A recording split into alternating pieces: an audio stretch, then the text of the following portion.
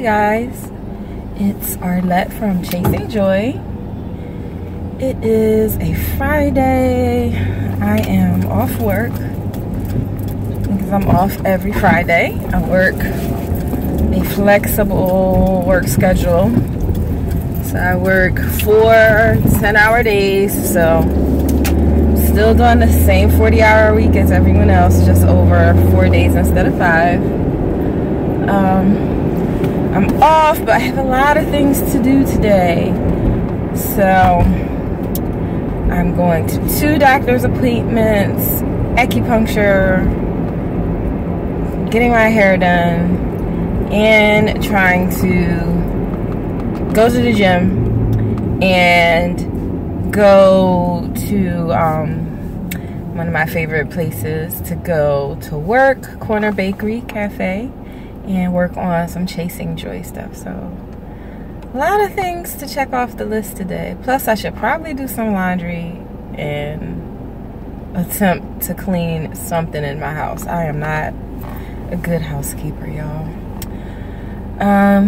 Anyway, so my first doctor's appointment is the RE, the reproductive endocrinologist. I'm on the way there.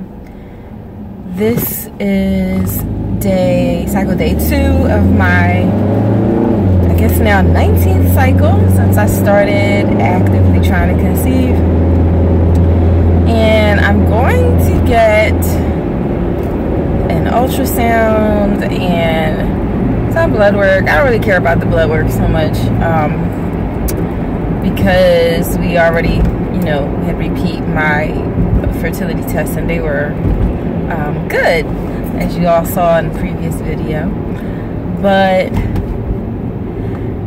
I guess I'm still trying to wrap my mind around what happened last cycle when I had the IUI,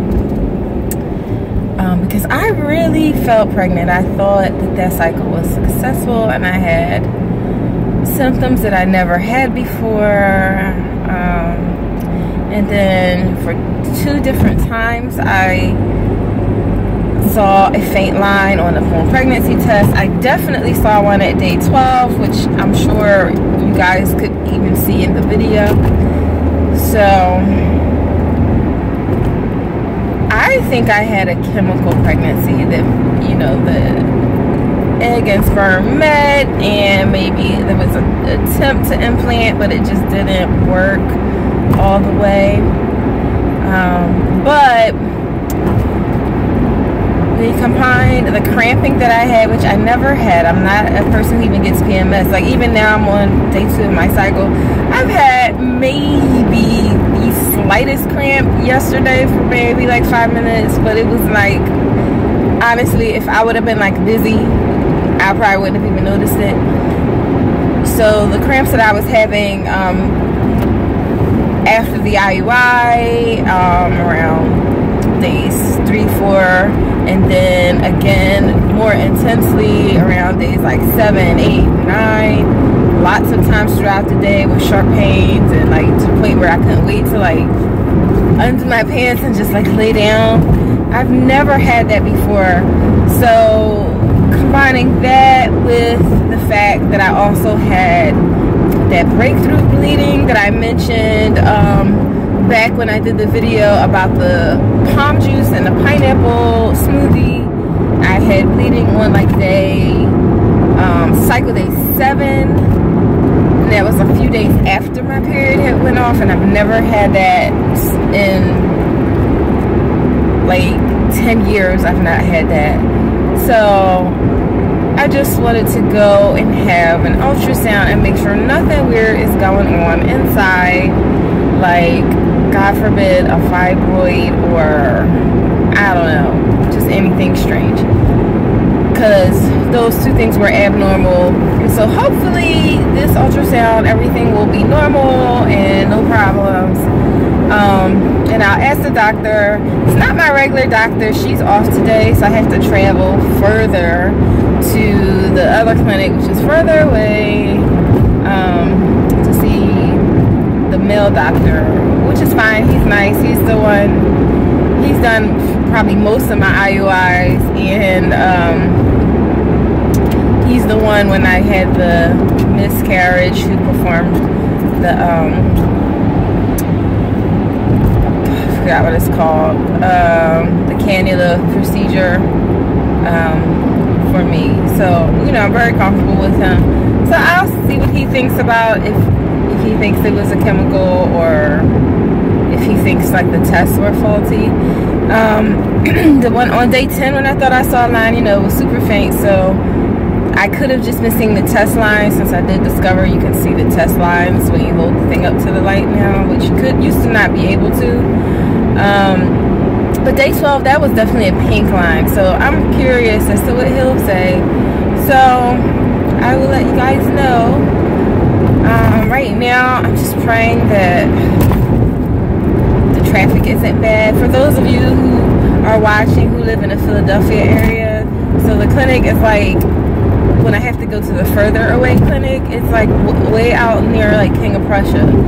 So, you know, I'm coming off of like 76 going that way, so you guys know what the traffic can be like sometimes. So hoping there's no traffic. I gave myself almost an hour, and it should not take an hour, so hopefully I get there a little bit early and I can get in and out, and then on to the next doctor's appointment and go from there. So anyway, stay tuned. I'll be back in a couple seconds for you guys, about an hour or so for me, to tell you what we saw in terms of the ultrasound and what the doctor thinks in terms of if it was maybe a chemical. I'm back. So basically it was good news. So my ultrasound was really fast, and they just checked my uterus and everything, because that's what I wanted, and the doctor said it looked completely normal, no signs of any fibroid or polyp that would have explained, you know, could have caused the bleeding that I had before my ovulation, but after my period last cycle. So that was good.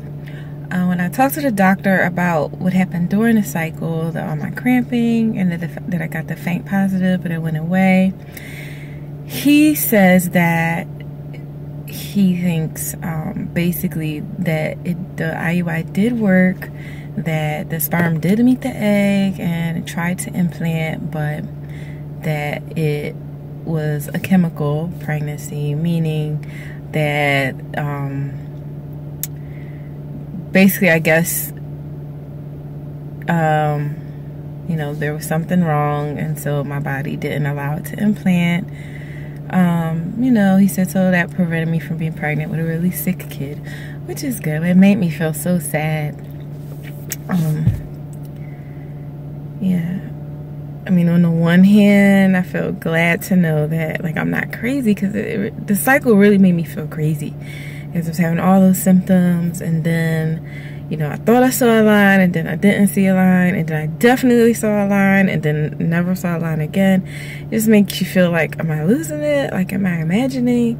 So at least I know it really happened, but it does make me feel sad. Like, so now I've been pregnant twice, you know, once for a few weeks, and now this one, I guess, for like, I don't know, a few hours or days.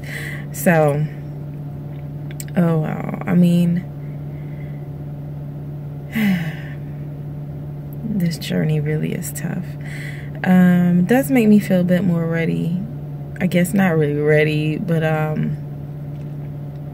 like confident that IVF is the next steps, and I think I'm leaning more towards the genetic testing of the embryo, of the embryos before I put them in, because between you know, now I would say being pregnant twice and it not working, I definitely want to just be putting in the normal embryos, since the main reason for miscarriage is abnormal, chromosomally abnormal embryos. And I don't know, I didn't expect expect to feel this sad. I mean, I kind of figured that might have been what happened, but I guess something about hearing the doctor say it. So anyway, that is what happened. I'm happy my uterus is looking normal. Still no fibroids or anything. No polyps. So now just to really stay focused on this weight loss, which is such a challenge. Such a challenge. But I've been doing it, so I will keep it up. And I also just scheduled my mock transfer and my injection class, so those will be next week. So stay tuned for video. I don't know if I'll be able to video going through it, but I'll definitely tell you guys all about it. So anyway, thanks for watching. Guess we all have a little more clarity on what happened to me last cycle, my last IUI. And please keep me in prayer. Send me baby dust, and prayers and baby dust go out to all of you who are trying as well.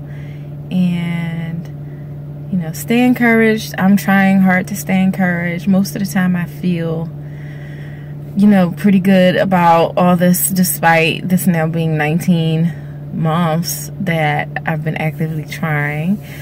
And but I still feel good about what the plan is, and I feel confident that God is going to give me a baby. He has not taken away my desire to be a mom. He has not brought my husband to me yet, so I still feel pretty confident that this is what I'm supposed to be doing right now. So one way I stay encouraged is going to other people's channels who've been successful, and watch them through their pregnancy and with their newborns. So, you know, stay encouraged, everyone, and I pray for, you know, everyone who's going through this journey as well. And baby dust to everyone. And thanks for watching. Bye.